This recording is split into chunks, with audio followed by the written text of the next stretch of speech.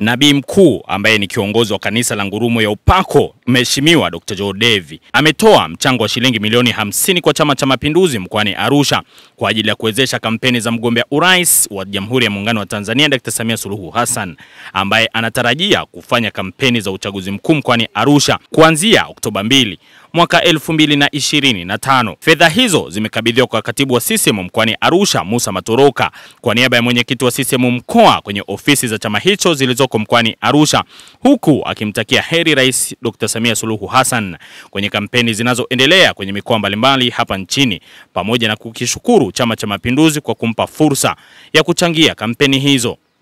Leo tukaonani kwa sababu mwenyekiti wangu hayupo, na yeye kwa kweli ameomba udhuru sana kwa angekuepo, lakini baada safari ya ghafla yuko Dar es Salaam, ndio bana hayupo, lakini tungekuwa wote.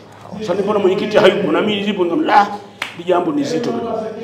Nikaona lazima nije kwa namna yote, kama nikufa nifia hapa kwenye hii shughuli. Lakini kwa sababu baba yupo, mimi mtaniombea zaidi. Asante sana. Kweli. Ni hayo zaidi.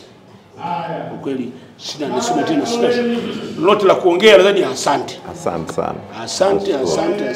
Nashukuru sana. Na uzuri wenyewe na watumishi wangu na wasaidizi wangu wote wapo, na wajumbe wote wapo, wameona umshuhudia. Kweli.